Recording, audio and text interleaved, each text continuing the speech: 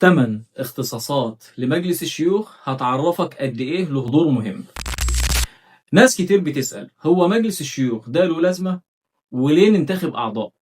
الحقيقة اللي لازم نقولها إن مجلس الشيوخ مش مجرد مجلس شرفي زي ما بيتقال، دي جهة استشارية وتشريعية لها دور كبير جدا.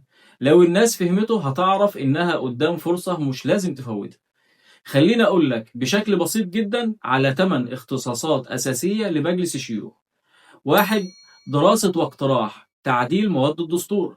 2. مراجعة مشروعات القوانين المحالة من مجلس النواب. 3.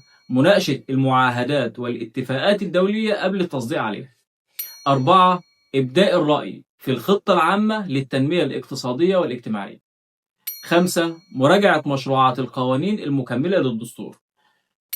6. بحث ما يحيله رئيس الجمهورية من موضوعات مهمة. 7. التعاون مع مجلس النواب في تطوير الحياة السياسية. 8. إبداء الرأي في مشروعات القوانين الخاصة بالحريات والحقوق العامة. يعني ببساطة المجلس له دور فعال جدا في صياغة مستقبل البلد، ودورك انت كمواطن تختار بعناية مين يمثل صوتك جوه المجلس. صوتك مش بس بيختار شخص، صوتك بيشارك في رسم سياسات وتشريعات تمس حياتك اليومية. شارك وفكر قبل ما تختار، لأن مجلس الشيوخ مش رفاهية، دي ضمانة لتوازن السلطة، وصوتك أمانة. وفي النهاية لو مهتم بالقانون تابعني.